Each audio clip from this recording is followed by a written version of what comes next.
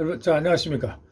철학의 항해 안재호 박사 유튜브 철학교실 유니트 25-1단은 라이프니츠의 모나드와 헤겔의 반성, 헤겔의 정신현상학 중의 지각장 분석 제2부 21절부터 23절까지 분석, 제1장 반성과 모나드. 앞서 말한 강의 철학의 항해 24장에서 우리는 헤겔이 어떻게 실체의 문제를 해결하는지를 알아보았습니다. 그것은 바로 자기로의 복귀 혹은 자기로의 반성이 순수한 파악에 개입하여 그것을 바로 잡았습니다. 그 결과는 성공적이었습니다. 우리가 보편적인 매체이다. 즉 우리의 의식이 다양한 속성들을 사물과 실체로 결합시킵니다. 이는 루소나 칸트의 종합적 통일 사상과 같습니다. 게다가 또 피이트에 따르면 절대적인 자아만이 유일한 실체라고 합니다. 그러므로 우리는 그 안에서 그러한 계기들이 서로 분리되고 각자 스스로 존재하는 보편적인 매체이다. 그러므로 우리는 이러한 규정성, 즉 우리가 보편적 매체라는 사실을 우리 자신의 반성으로 간주하기 때문에 사물의 자기 동일성과 진실성, 즉 그것의 하나임을 보존하는 것이다. 정신현상학 페이지 95, 119절. 우리는 보편적인 매체이다 혹은 자기 복귀를 통해서 실체에 대한 개념은 다시 긍정적으로 선언됩니다. 우리 자신이 실체 혹은 보편적인 매체이기 때문에 실체의 자기 동일성과 통일성이 보존됩니다. 여기서 보편적 매체란 앞에서 말했던 바로 사물성, thinghood, 곧 여러 가지 속성을 가진 실체와 같은 개념입니다. 즉 매체, 미디움은 바로 사물성입니다. 능동적인 자아 또는 의식이 보편적인 사물 또는 실체의 역할을 맡습니다. 이제는 실체뿐만 아니라 속성들도 내 마음속에 있는 것입니다. 여기서 버클리의 이른바 존재는 지각되는 것이다. 에세에스트 페르키피의 세계입니다. 즉 모든 것이 나의 지각장 안에서 일어나는 이야기입니다. 불교식으로 말하면 일체유심조의 세계 안에서 일어나는 이야기입니다. 그게 또 끝이 아니라 그 안에 더 많은 이론과 지식이 있다는 것이 헤겔의 학설입니다. 사물이나 실체에 대한 개념은 물질로부터 용어가 신에게까지 광범위하게 적용됩니다. 사물, thing 또는 thing이란 개념은 비단 물질적이고 공간적인 존재를 넘어서서 존재하는 모든 것을 가리킵니다. 여기 이제 헤겔이 염두에 두고 있는 것은 사물은 라이프니츠의 단자, 모나드입니다. 왜냐하면 헤겔은 다른 곳에서 모나드에 대해서 다음과 같이 말하기 때문입니다. 즉 단자들, 모나드들은 단순한 실체들이다. 헤겔의 철학사 강의 이후부터는 헤겔의 철학사라고 지칭하겠습니다. 또한 자기를 반성의 출현과 함께 사물 또는 실체의 특성이 외부적 실체로부터 내부적 실체로 변화했습니다. 그러나 내부적 실체는 아직 정신 그 자체, 즉 자기의식은 아닙니다. 그것의 의식은 대상입니다. 내부적 실체는 무엇보다도 정신적 원자로서 표상되는 모나드의 단자로 간주되어야 합니다. 라이프니츠의 단자론, 모나돌로지는 정신적 원자론은 관념적 원자론으로 분리해줄 수 있습니다. 그러므로 사물들 자체는 자신 안에서 자신을 위하여 규정된다. 사물들은 그것에 의해서 그것들이 다른 것들과 차별화되는 그런 속성을 가지고 있다. 그 속성들은 사물 자체의 고유한 속성 또는 그 자체의 규정성이기 때문에 여러 개의 속성들이 있다. 같은 것 120절. 헤겔의 철학사 강의에 따르면 단자, 모나드들은 동시에 다른 단자들과 구별되는 자체의 특정한 성질이나 규정성 혹은 내부적인 행동을 가지고 있어야 합니다. 여기서 내부의 행동이라는 말은 피이트적인 사고방식을 가리킵니다. 모든 실제성은 능동적이다. 그리고 모든 능동적인 것들은 실제성이다. 활동은 긍정적인 실제성이다. 피이트 지시각. 그러나 세 번째로 하지만 동시에 이러한 모나드들은 다른 것들과 구별되는 내면적인 행동 그 자체, 즉 어떤 성질이나 규정을 가지고 있어야 한다. 똑같은 것은 두 가지가 있을 수 없다. 그렇지 않으면 두 개가 아니라 한 개이고 동일한 것이다. 여기서 바로 라이프니츠의 유명한 무구별자 동일성의 원칙이 표현되고 있습니다. 그 자체로 구별되지 않는 것은 실제로 구별되지 않는다. 헤겔의 철학사. 비록 모나드가 단순한 실체라고 할지라도 모나드는 그 자체 안에 어떠한 성질이나 속성을 가지고 있다고 합니다. 라이프니츠는 모나드의 이러한 특성들을 지각, 퍼셉션으로 일반화합니다. 게다가 그는 지각의 기능을 단순성 속의 다양성, 즉 the multiplicity, unity로 나타내고 있습니다. 이러한 방식으로 라이프니츠는 모나드들의 지각의 기능을 부여했습니다. 라이프니츠에 의한 지각은 인간의 정신 활동 전체를 말합니다. 즉 감각, 표상, 의식, 그리고 자기의식, 즉 통각까지 모두 지각에 속합니다. 소위 무차별 동일성의 원리 또는 무구별자 동일성의 원리, The Identity of Indiscernible 불리는 라이프니츠의 사상은 단자론 모나돌로지에서 가장 흥미로운 측면입니다. 즉 단순한 실체로서의 모나드는 수적으로 뿐만 아니라 내부적, 질적으로도 구별된다고 합니다. 각각의 모나드는 위에서 말하는 감각, 표상, 경우에 따라서는 사고 등 고유의 지각을 가지고 있습니다. 자, 단 이 무차별자 동일성의 원리에 대해서는 한 가지만 지적하겠습니다. 즉 여러 가지 상품의 경우에 한 종류의 상품은 질적으로 완전히 동일하지만 여럿이 있습니다. 이 경우 무차별 동일성 원리가 적용된다고 보기에는 무리가 있습니다. 필자. 자, 의식 자체가 지각인 것은 사실이지만 같은 등급이 높은 것이 있는데 이러한 지각의 의식을 라이프니츠는 통각이라고 부른다. 단순히 표상하는 모나드와 자의식적인 모나드의 차이를 라이프니츠는 명확성의 정도의 차이로 간주한다. 해결의 철학사. 자, 그런 점에서 해결의 그 현상학적 변증법 Phenomenological Dialectic을 통해서 라이프니츠의 단자론을 형성하는 과정을 재구성하려고 했습니다. 결론을 미리 말씀드리면 의식이 단자 또는 모나드라는 컨셉을 만들었다입니다. 그러나 실제로 과정은 아주 복잡합니다. 무엇보다 먼저 해결은 라이프니츠의 무구별자 동일성 원리를 다음과 같이 나타내고 있습니다. 첫째로 사물은 그 자체로 진실이다. 그것은 자신 속에 있다. 그리고 자신 속에 있는 것은 그의 본질이고 따라서 다른 것 때문에 존재하지 않는다. 둘째로 한정된 속성들은 다른 사물들 때문에 그리고 다른 사람들을 위하여 존재할 뿐만 아니라 그 자신 안에서 존재한다. 120절.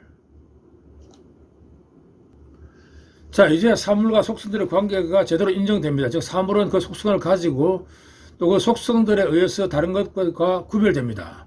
속성 또는 성질들이나 사물, thing의 내용 혹은 본질로서 간주됩니다. 달리 말해서 단자의 개념 속에서 사물과 속성의 완벽한 조화를 이룹니다. 그 자신 안에 존재하는 것은 그것의 본질이다. 따라서 그것은 다른 것에 의존하지 않는다.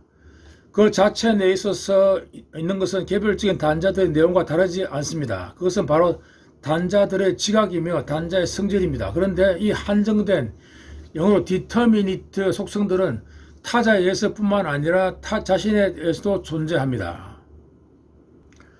한정된 또는 규정된 영어 determinate 독일어 bestimmt 이러한 용어는 명백한 혹은 일정한 확정적인 객관적인 등의 뜻이 있습니다.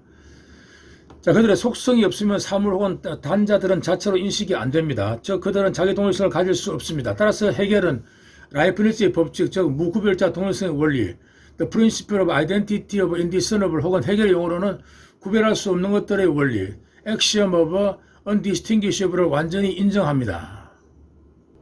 자, 결론적으로 이 단계에서 사물이라는 것은 바로 라이프니츠의 모나드를 가리킵니다.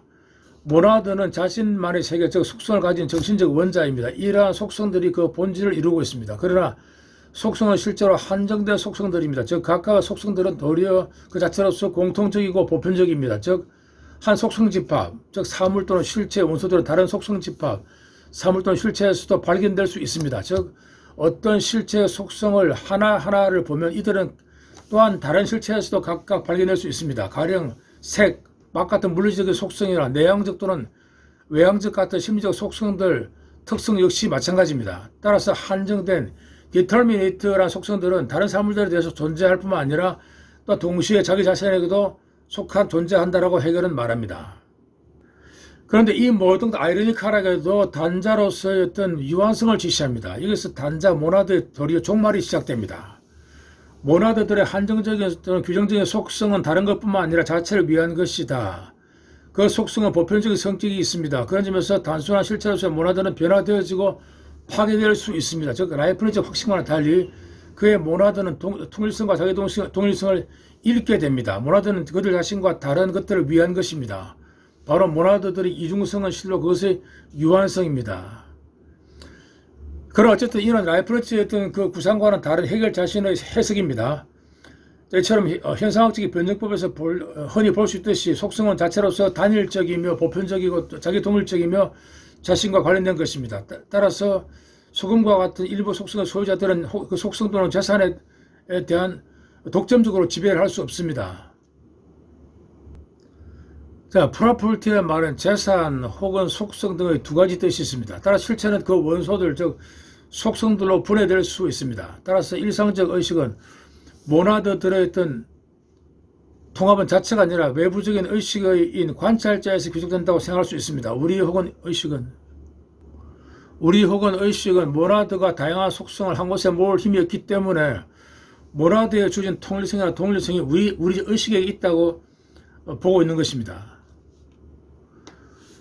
자, 이렇처럼 모나드의 어떤 단순성은 흉이 말하는 단순한 지각의 다발로 바뀌었습니다. 그러므로 모나드는 단순한 실체로서의 기반을 상실하게 됩니다. 모나드는 라이프니츠에 따르면 창조된 유한한 실체입니다. 여기에 벌써 약간의 문제가 있습니다. 이와 관련해서 해겔은 각 속성의 보편적이고 독립적인 성격을 지적합니다. 하지만 지금 이 계기는 자신과의 차이를 배제하는 사물의 자신과의 통일성이다. 121절. 이와 마찬가지로 의식도 통일성도 발견됩니다. 당연히 의식은 자신에게 일자성을 취한다. 같은 곳. 이처럼 해겔의 주장은 분명합니다. 진정한 실체로서의 모나드에 관하여 사물의 통합과 의식의 통합이 번갈아 가면서 나타나고 보장되었습니다. 다시 말하면 단순성 속의 다양성으로서의 모나드의 구조는 쌍방향적 운동 과정으로 분석됩니다. 아래 그림을 참조하시기 바라겠습니다. 즉 자기의 복귀라는 현상지에서 사물의 통일성과 의식의 통일성이 서로를 부정하면서 양자 중에 하나씩 번갈아 가면서 긍정 그리고 보장이 됩니다. 달리 말하면 의식은 아직 자기 의식으로 발달되지 않았습니다. 자기 의식과 달리 자연적 의식은 대상을 자신에게 대립시킵니다. 그는 대상에서 자신을 살릴 수 없습니다. 일과 실체와 다 속성의 상호작용을 통합적으로 이해할 수 없기 때문에 의식과 사물의 집합이 각각 하나와 여럿의 집합과 함수적 1대1 대응적으로 대응하게 됩니다.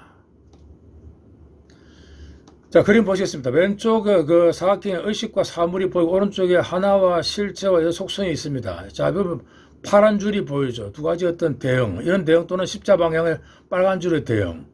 자, 이처럼 이 둘 다 가능하다는 겁니다. 해결 따르면. 자, 위에 도표에서 두 가지 조합이 가능하다. 즉 파란색의 연결과 빨간색의 연결이 모두 가능하다. 그러나 현상지죠. 들어서 의식은 두 가지 연결 방법이 모두 자신에서 수행됨을 깨닫지 못합니다. 그런 대상을 자신에 대해서 대립적으로 간주합니다. 진실은 사물에서 의식으로 그리고 그 반대로 상호적인 이동입니다. 이것이 진정한 휘태적인 사고방식이라고 할 수 있습니다. 그래서 휘태적인 사고란 거칠게 말해서 주관, 즉 내가 주관과 객관으로 분열되고 다시 자신으로 통일 복귀한다는 철학적인 사고입니다. 만약 우리가 의식이 이전에 취했던 것을 보고 지금 그것이 취한 것을 본다면 혹은 달리 표현해서 그것이 그 이전에 사물에 기속시킨 것이 무엇이고 지금 기속시킨 것이 무엇인지 살펴본다면 다음과 같은 사실이 드러난다. 즉 그것은 사물뿐만 아니라 자신을 번갈아 가면서 다양성이 없는 순수한 일자와 자립적인 물질들로 분해되는 역시로 만들어지고 있음을 알 수 있다. 122절. 여기서 물질, 매터란 속성, 프로퍼티와도 같은 뜻입니다. 그리고 역시 also는 지난 강의에서 말한 것처럼 사물성, thinghood, 즉 여러 속성 혹은 여러 가지 성질로서의 공통 분모로서의 사물 또는 실체를 말합니다. 우리 위의 문장에서 패러다임의 변화, 즉 물질과 속성에서 의식과 사물로 변화를 인식할 수 있습니다. 원래 사물은 실체와 같은 뜻이었습니다. 그런 점에서 우리는 사물의 개념이 정신현상학에서 실제 그것보다 더 넓다는 것을 알 수 있습니다. 이처럼 의식 통일 개념과 함께 속성은 이제는 자유로운 물질, 프리 매터로서 표상됩니다. 자유로운 물질은 해겔 시대의 자연과학에서 통상적인 용어이다. 즉 열, 맛 등은 자유로운 물질이라고 불리곤 했다. 장 이폴리트, 해겔 정신현상학의 발생 및 구조, 106페이지. 자, 자유로운 물질이라는 표상은 사실 새로운 것이 아닙니다. 그것은 바로 이전처럼 서로 다른 속성을 가르치고 있습니다. 게다가 해겔은 용어로서 물질, 매터란 말은 속성, 프로퍼티와 서로 교환될 수 있습니다. 자, 이러한 방식으로 사물들은 물질들의 수집물로 컬렉션 오브 메터즈가 될 때 그 사물은 진정한 역시로 격상된다. 그리고 그것은 일자가 되는 대신 둘러싸는 표면이 된다. 정신현상학 97페이지 121절입니다. 둘러싸는 표면, enclosing surface, 독일어는 옴실리스 앤드 오버플레이의 표현은 이전의 보편적인 매체 또는 사물성과 다르지 않습니다. 단 이 구절은 피테의 포함하는 영역 including sphere 독일어는 옴파센드 스페레를 암시하고 있습니다. 그렇다면 의식은 또한 이 두 번째 지각적 절차 즉 사물을 진정한 자기 자신을 받아들이고 그 자신을 동일함을 뒤로하고 자기 자신으로 돌아가는 요소로서 벗어나는 것이다. 그것의 대상은 이전에 대상과 의식 사이에서 공유되었던 전체 과정이다. 밑줄 쫙 있죠. 전체 과정이다. 그것은 자신으로 돌아간 하나의 것이다. 그것은 자신을 위한 것이다. 하지만 그것은 또한 다른 것을 위한 것이며 다. 더욱이 그것은 또한 다른 것을 위해서도 그런 것처럼 자신 자체에 대해서도 타자이다. 밑줄 쫙쫙. 자, 정신의상학 43페이지 123절. 자, 이런 측면에서 사물도 자체로의 복귀로 간주됩니다. 그것은 본질적으로 자체로 반성한다. 복귀한다. 사물은 그 자체로 복귀한다. 즉 사물은 하나의 것이다. 자체로 돌아간다는 표현이 있습니다. 위에서 말했듯이 여기서도 사물이나 문화들은 객관적 눈에 보이는 실체가 아닙니다. 말하자면 바로 내부적인 실체입니다. 그것은 정신적인 원자입니다. 그러나 일상적인 의식이나 상식은 자기 복귀로서 사물의 지금까지 형성 과정을 거의 이해하지 못하기 때문에 오히려 자신에게 도리어 단순성과 다양성의 동일성을 결합시키는 역할을 도리어 돌리려고 합니다. 다시 말해서 의식은 일과 다의 종합으로서의 사물을 받아들이지 않을 것입니다. 따라서 이런 사실은 가정법으로 기술되어 있습니다. 상식이 너무 고집이 세다고 합니다. 해결의 변증법적인 서술은 이처럼 앞에서 나온 진술이 뒤에서는 부정됩니다. 위 가정법 원문은 다음과 같이 표현되어 있습니다. However, is the oneness contradicting is the diversity. Consciousness would thereby have to take the positing into one upon itself again and keep it apart from the thing. 영어입니다. 자, 독일어 Das Einsein aber widerspricht dieser seiner Verschiedenheit. Das Bewusstsein hätte hiernach dies Ineinsetzen wieder auf sich zu nehmen und von dem Dinge abzuhalten. 독일어. 하지만 그것의 일자성은 다양성과 모순된다. 따라서 의식은 이런 통합작용을 자신이 짊어지고 싶어하고 이 작용을 사물로부터 떨어져 있게 하려고 할 것이다. 그러나 우리는 해결적 의미에서 상식이나 자연적 의식의 입지를 이해할 수 있을 것입니다. 문제는 반대하고 모순의 통합입니다. 상식은 이 모순을 받아들이지 않습니다. 모순의 합리적인 통합은 독일 관념주의의 첫 번째이자 가장 중요한 과제입니다. 자, 물질 원자 수가 복수이듯이 정신원자 수 또한 복수입니다. 단순한 실체로서의 모나드의 다수성은 구조적으로서 대자존재, 대타존재의 관계로 표현됩니다.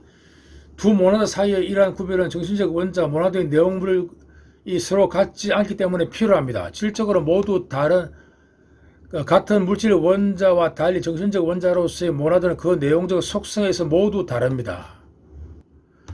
사물은 일자이며 자신으로 복귀한 것이다. 그것은 자신을 향한 것이고 대자존재 또 타자를 향한 것이기도 하다. 대타존재. 더욱이 그것은 대타존재인 것처럼 또 자신의 하나의 다른 대자존재이다. 사물은 대자존재이며 또한 대타존재이다. 즉 그것은 이중적으로 다른 존재이다. 그러나 그것은 역시 일자존재이다. 이런 일자존재는 차이성과 모순이 된다.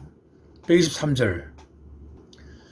자, 라이프니츠는 모나드는 창이 없다라고 말했습니다. 이는 모나드가 외부 세계 혹은 다른 모나드와 아무런 관계가 없다는 뜻입니다. 그러나 해결은 모나드가 외부 관계를 가지고 있는 것으로 간주합니다. 자신을 위한 존재, 대자 존재와 타인을 위한 존재, 대타 존재. 해결은 이렇게 라이프니츠의 모나드 개념을 넘어섰습니다. 단순한 실체로서의 모나드가 성취된 후 사물과 속성의 모순은 대자 존재와 대타 존재의 모순으로 옮겨집니다. 단 해결의 라이프니츠와 단자론의 해석이 올바른지 하는 철학적 문제는 다음에 누가 연구할 수 있겠습니다. 후대의 과제로 남겨집니다. 여러분 감사합니다. 안녕히 계십시오.